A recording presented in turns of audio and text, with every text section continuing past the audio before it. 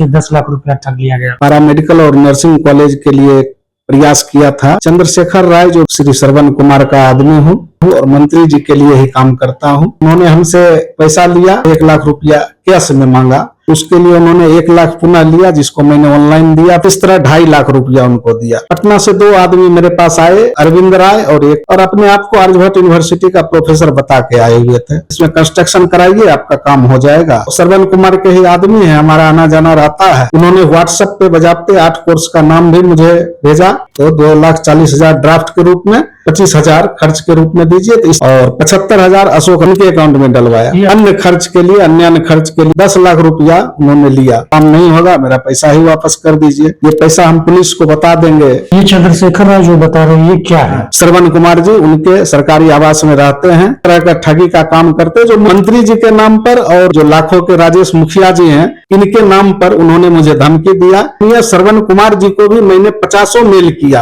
मुख्यमंत्री जी को मेल किया था, मुख्यमंत्री जी को वहां से आपका लेटर आया, आप FIR करवाइए। नमस्कार, आप देख रहे हैं देशवा न्यूज। जैसा कि आप सभी को पता है कि बिहार में चोर उचक्कों और ठगी का कमी नहीं है। इसी कड़ी में मैं आपको बता दूं कि बेगूसराय जिले के चर्चित डॉक्टर, जिनका नाम डॉक्टर राजेश कुमार है, उनसे ठगों के द्वारा 10 लाख रुपया का ठगी किया गया। आखिर 10 लाख रुपया का ठगी किया गया है ठगों के द्वारा, आखिर किस लिए किया गया, किस क्षेत्र में के नाम पर इनसे पैसा लिया गया? अभी हमारे साथ डॉक्टर राजेश कुमार, इनसे हम पूरी बात जानने की कोशिश करेंगे। सर, क्या हुआ था मामला कि आपसे 10 लाख रुपया ठग लिया गया? 2021 के दिसंबर महीने में मैंने अपने बाघा में पैरामेडिकल और नर्सिंग कॉलेज के लिए प्रयास किया था कि मेरा अपना नर्सिंग कॉलेज हो। तो इसके लिए मैंने अप्लाई किया था, और अप्लाई करने के दरमियान मुझे सेक्रेटेरिएट और आर्यभट्ट यूनिवर्सिटी में जाने का कई बार मौका मिला। उसी क्रम में चंद्रशेखर राय जो बेगूसराय के जाफर नगर शाहपुर कमाल थाना क्षेत्र के निवासी हैं, उनसे हमारी मुलाकात हुई। इन्होंने बताया कि मैं ग्रामीण विकास मंत्री श्री श्रवण कुमार का आदमी हूं और उन्हीं के साथ रहता हूं, उन्हीं के सरकारी आवास में रहकर अपना काम करता हूं और मंत्री जी के लिए ही काम करता हूं। तो उन्होंने मुझे थोड़ा मदद किया अप्लाई करने में। उसके बाद उनसे हमारी निकटता बढ़ गई और उनका आना जाना शुरू हो गया। बाद में उन्होंने बताया कि ये सब काम जो आप खुद से कर रहे हैं, आप डॉक्टर हैं, आपके पास समय कम रहता है, तो मैं आपका अप्लाई करवा दूंगा, और इसके लिए पूरी प्रोसेस की जानकारी भी मुझे नहीं थी। उन्होंने बताया कि मैं पूरी प्रोसेस का जानकारी लेके आपको दूंगा। फिर वो 4-5 दिन बाद आए पटना से, और उन्होंने मुझे बताया कि मैंने पूरी प्रोसेस की जानकारी कर ली है। सबसे पहले आपको एक ट्रस्ट बनाना पड़ेगा और ये सब में समय लगेगा। ट्रस्ट का फिर से ऑडिट होगा और उसके बाद आपको जिला से NOC लेना पड़ेगा, DM ऑफिस और CS ऑफिस से। उसके बाद जाके आपका अप्लाई होगा, उसके बाद काम होने में थोड़ा समय लगेगा। सो इस काम में बहुत भाग दौड़ है, आप हम पर विश्वास कीजिए, और माननीय मंत्री जी के लिए हम करवाते हैं, आपका भी काम करवा देंगे। हम पर मंत्री जी का आशीर्वाद भी रहता है, इसीलिए थोड़ा सा हम उनके झांसे में आ गए। और वास्तव में शुरुआत उन्होंने ठीक ही किया। उन्होंने हमसे पैसा लिया, ट्रस्ट भी बनवाया। ट्रस्ट में वो कोषाध्यक्ष के रूप में आना चाहते थे, लेकिन मैंने उन्हें एक सामान्य मेंबर के रूप में रखा। ट्रस्ट बन गया। उसके बाद ट्रस्ट बनने के बाद अप्लाई करने के नाम पर उन्होंने हमसे 1 लाख रुपया कैश में मांगा। ट्रस्ट बनाने का भी पैसा उसमें इंक्लूड था कि ट्रस्ट बनाऊंगा, अप्लाई करूंगा, फिर उसके बाद आगे के प्रोसेस को बढ़ाऊंगा। तो उन्होंने ये सब के लिए हमसे 1 लाख रुपया लिया। फिर जब अप्लाई करने गए तो बोले रजिस्ट्रार ऑफिस में बहुत सारा डॉक्यूमेंट और पैसा जमा करना पड़ता है, तो उसके लिए उन्होंने 1 लाख पुनः लिया, जिसको मैंने ऑनलाइन दिया। फिर कुछ दिन के बाद 50,000 ऑनलाइन दिया। इस तरह 2.5 लाख रुपया उनको दिया। उन्होंने बताया कि आपका अप्लाई हो गया है और अभी आर्यभट्ट कॉलेज में रजिस्ट्रार के पास आपका है, आप आगे बढ़ेगा। कुछ आदमी यहाँ से आपका स्थल निरीक्षण के लिए जाएंगे। फिर कुछ दिन के बाद पटना से 2 आदमी मेरे पास आए, एक अरविंद राय और एक अपना नाम अशोक राय बताए थे। मुझे लगा अशोक राय का ज्यादा लेना देना नहीं था, अरविंद राय ही उनको लाए थे और अपने आप को आर्यभट्ट यूनिवर्सिटी का प्रोफेसर बता के आए हुए थे। उन्होंने वास्तव में मेरे सारे फ्लोर को देखा, यहाँ पर हॉस्पिटल के सारे फ्लोर को। उन्होंने बताया कि अच्छा जगह है, यहाँ पे आपको मिल जाएगा मान्यता। उसके बाद मेरे जमीन का पेपर भी देखा, उन्होंने बताया कि आपका एडिक्वेट है, इसमें कंस्ट्रक्शन कराइए, आपका काम हो जाएगा। अब आपको थोड़ा पैसा खर्च करना पड़ेगा, चूंकि एनओसी लेना है हमको। तो इन्होंने उस समय माननीय जिलाधिकारी श्री अरविंद कुमार जी थे, तो उन्होंने बताया कि वो श्रवण कुमार के ही आदमी है, हमारा आना जाना रहता है। तो माननीय डीएम साहब और सीएस साहब के नाम पर उन्होंने 2 लाख रुपया हमसे कैश में लिया। पुनः कुछ दिन के बाद वो आए और बोले कि आपका 8 कोर्स के लिए हम आवेदन कर रहे हैं।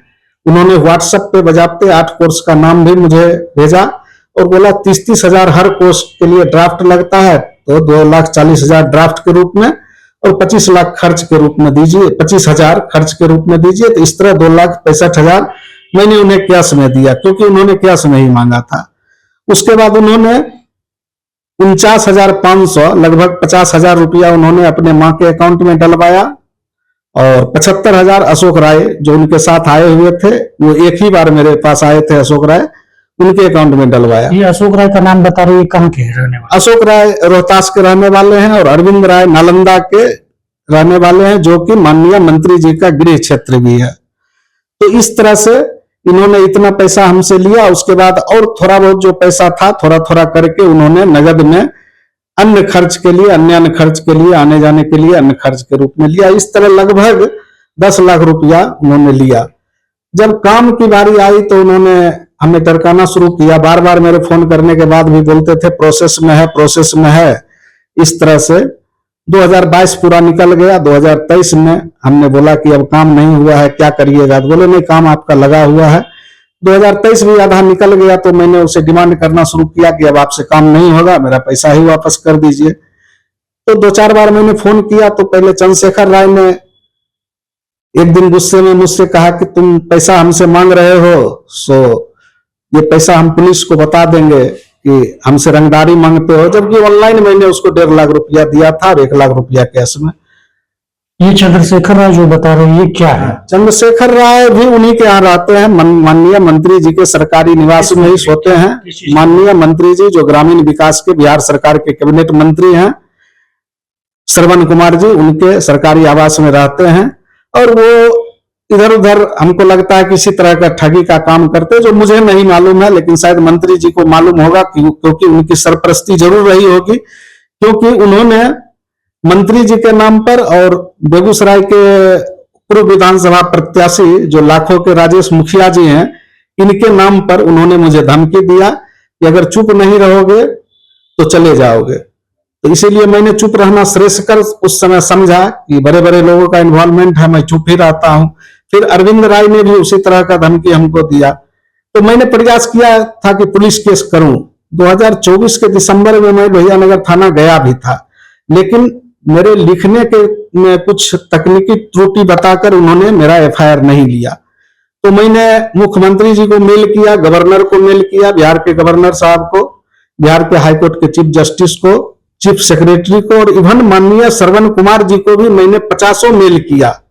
उनसे टेलीफोनिक भी बातचीत करने की कोशिश किया, लेकिन आवाज साफ नहीं रहने की वजह से 2-3 बार किया, आवाज क्लियर नहीं होने की वजह से, या माननीय मंत्री जी के इंटरेस्ट नहीं लेने की वजह से मेरी बात नहीं हो पाई। लेकिन मैंने जरूर कांटेक्ट उनसे किया था।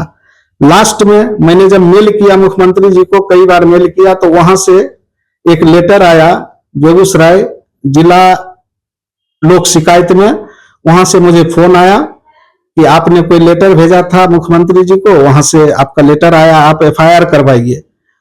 तो मैं भी फिर भी 2-4 रोज नहीं करवाया, तो वहां से लोहियानगर थाना में लेटर गया होगा। लोहियानगर थाना के थानेदार जो है, उन्होंने हमको फोन किया कि आप आके एफआईआर करवा दीजिए। तो इस तरह से मैंने 5-6 दिन पहले वहां जाके एफआईआर करवा दिया। एफआईआर के बाद सारी बात जो बात मेरे साथ हुआ वो सब दे दिया। अरविंद राय ने मुझे ये भी बताया कि मैंने 2 लाख रुपया डीएम साहब, तत्कालीन डीएम अरविंद कुमार को दिए हैं। वो भी, उसका ऑडियो क्लिप भी मेरे पास था, उसको भी मेमोरी कार्ड के रूप में मैंने थाना में जमा करवा दिया। इस तरह से ये सारी बात हुई। अब बाकी ये पुलिस का जिम्मा है कि वो क्या करते हैं। इसमें हमें विश्वास है कि अच्छे से जांच करेंगे, और इसमें माननीय मंत्री जी का क्या इन्वॉल्वमेंट है या राजेश मुखिया जी का क्या इन्वॉल्वमेंट है, वो तय करेंगे, जांच में बताएंगे। जैसा कि अभी आपने बताया कि इन लोगों ने पहले भी हमको धमका चुका है, जान से मारने की धमकी भी दी। क्या लगता है आगे आपको अपनी जान पे अगर बनती है तो फिर किनके माध्यम से आपके ऊपर कोई हमला करवा सकता है? देखिए, बिहार सरकार के कैबिनेट मंत्री, ग्रामीण विकास मंत्री श्री श्रवण कुमार जी के नाम पर और बेगूसराय के एक प्रसिद्ध मुखिया जी श्री राजेश कुमार जी के नाम पर मुझे धमकी दिया गया। मुझे थोड़ा सा डर तो जरूर लगा, भय लगा, क्योंकि हम तो एक सामान्य नागरिक हैं, मेरे पास सुरक्षा की कोई व्यवस्था नहीं है और घर परिवार वाले लोग हैं, तो एक सामान्य नागरिक होने के नाते हमेशा डर के साए में जीते हैं और इस डर के साए में हमने लगभग 1 आध साल काटा है। लास्ट में हमने खुद से बहुत इंटरेस्ट लेके थाने में गया भी नहीं, इसलिए मैंने मुख्यमंत्री जी, गवर्नर साहब, माननीय chief justice high court Bihar और खुद माननीय श्रवण कुमार मंत्री जी को मैंने कई मेल भेजे हैं। मेल का जवाब उन्होंने नहीं दिया। हाँ, मुख्यमंत्री जी ने मेल का जवाब सीएमओ से मुझे आया कि आपके केस को बेगूसराय डीएम को रेफर कर दिया गया है। 2 बार इस तरह से आया, लेकिन हुआ उस पर कुछ नहीं। लास्ट बार ऐसा हुआ कि ये जिला शिकायत में गया और वहां से थाना में आया और मुझसे एफआईआर करवाया गया। मुझे अभी भी डर है कि मेरे साथ कुछ भी हो सकता है। मैं तो चाहता हूं कि माननीय मंत्री जी या राजेश मुखिया जी, जिनके नाम पर भी धमकी मुझे दिया गया है, तो उन लोगों का फर्ज है कि वो आगे बढ़ के, चूंकि वो नेता हैं, बड़े आदमी हैं, वो आगे बढ़ के इस समस्या के निदान में मुझे सहयोग करें और प्रशासन को मदद करें। तो आपने सुना कि पूरा मामला डॉक्टर साहब के द्वारा क्या बताया गया कि बिहार ग्रामीण मंत्री जो है, उनके जो खास व्यक्ति है, क्या नाम बताए थे उनका? चंद्रशेखर राय, जो कि उनके मंत्री जी के खास व्यक्ति और मंत्री जी के नाम पर ही उन्होंने इनसे पैसा लिया और इनको जिस काम में वो पैसा लिए, काम पूरा होने का वादा किए, गारंटी दिए, लेकिन फिर भी कोई काम इनका वो नहीं कर पाए। और क्या बोले? अरविंद राय, दूसरा नालंदा के, और दूसरा व्यक्ति है वो अरविंद राय हैं, जो कि नालंदा जिला के हैं, और तीसरा व्यक्ति है ना रोहतास के अशोक राय। ये तीनों मिलकर के डॉक्टर राजेश कुमार को अपना ठगी का शिकार बनाया। और यहाँ तक कि जो अभी वर्तमान में बेगूसराय के डीएम तुषार सिंगला है, इनसे जो पूर्व में अरविंद कुमार वर्मा थे डीएम, उनके भी नाम पर से पैसा ठगी किया गया और बताया गया कि यह पैसा जो है वह बेगूसराय के डीएम साहब को भी जाएगा और उन्हीं के माध्यम से आपका काम होगा। एक महत्वपूर्ण बात मैं ये बताना चाहता हूँ कि माननीय श्रवण कुमार जो ग्रामीण विकास मंत्री हैं, वो पहले बेगूसराय के प्रभारी मंत्री हुआ करते थे और राजेश मुखिया जी के यहाँ आना जाना था। वो जब भी आते थे राजेश मुखिया के आवास पर जाते थे। चंद्रशेखर राय का भी राजेश मुखिया जी के यहाँ आना जाना है। तो मेरे ख्याल से सारे के सारे लोग एक जगह एकत्रित जरूर होते हैं। अब ये बड़े लोग हैं, जिम्मेवार लोग हैं, मैं उनसे आपके माध्यम से, मीडिया के माध्यम से अपील करना चाहूंगा कि आप बड़े लोग हैं और हम ये समझते हैं अभी तक कि हो सकता है आपके नाम का दुरुपयोग हुआ हो, या सच्चाई क्या है ये तो पुलिस बताएगी, लेकिन आप दोनों की ये जिम्मेवारी है कि आप आगे बढ़ के इस समस्या के निदान में प्रशासन को सहयोग करें, हमें सहयोग करें और हमारा मदद करें। धन्यवाद। तो बेगूसराय के चंद्रशेखर मुखिया, राजेश मुखिया है, वो हम कर देंगे। तो बेगूसराय के राजेश मुखिया भी इस गिरोह में शामिल है, उनके भी नाम पर इनको जान से मारने की धमकी दिया गया। अब देखने वाली बात यह होगी कि बेगूसराय के जो एसपी महोदय है वह काफी तत्पर रहते हैं अभी के समय में क्रिमिनलों के पीछे। अब देखने वाली बात यह होगी कि कितना खबर भी इनका चला है, आखिर इनको बेगूसराय के एसपी के द्वारा क्या सुरक्षा मुहैया दिया जाता है और इनके द्वारा जो एफआईआर किया गया उसमें इनको कितना सही बताया जाता है और जो भी इसमें इन्वॉल्व है ठगी, उनके विरुद्ध क्या ठोस कदम उठाया जाता है और उनके पीछे क्या कार्रवाई किया जाता है। देशवार न्यूज के लिए बेगूसराय से कन्हैया पासवान।